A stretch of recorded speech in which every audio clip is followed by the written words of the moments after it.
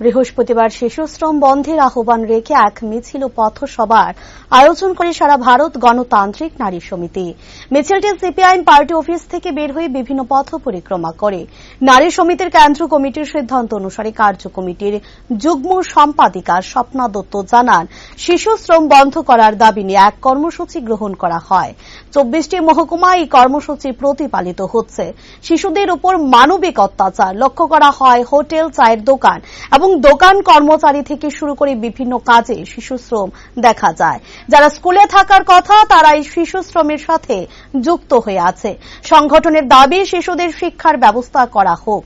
এই সংগঠন রাষ্ট্র এবং দেশের সরকারের কাছে দাবি রাখছে শিশুদের নিরাপত্তার জন্য। তার পাশাপাশি তিনি কন্যা শিশুদের কথাও বলেন, যেখানে 7 বছর 3 বছরের কন্যা শিশুরও বিভৎস ঘটনার সম্মুখীন হতে হয়। কন্যা শিশু সহ সমস্ত শিশুদের নিরাপত্তার দাবি নিয়ে আজকের এই পথসভা।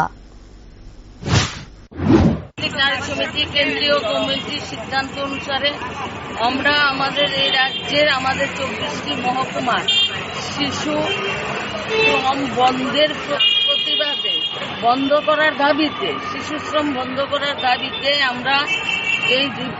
আজকে আমরা এখানে কর্মসূচি গ্রহণ করেছি। আমাদের রাজ্যে 24টি মহকুমায়, আমাদের সংগঠনের 24টি মহকুমায় এই কর্মসূচি প্রতিপালিত হচ্ছে।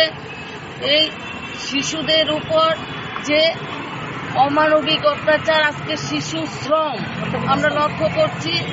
হোটেল, চায়ের দোকান কর্মচারী থেকে শিশু যারা স্কুলে থাকার কথা, তাদের স্কুলের শিক্ষার ব্যবস্থা করার যে দাবি আমরা সংগঠন করছি। আমরা সারা ভারত গণতান্ত্রিক নারী সমিতি রাষ্ট্রের কাছে দাবি করছি, দেশের সরকারের কাছে দাবি করছি, পাশাপাশি আমাদের রাজ্য সরকারের কাছে দাবি করছি যে এই কত শিশু এখনো দেখা যায় ভিক্ষা করছে।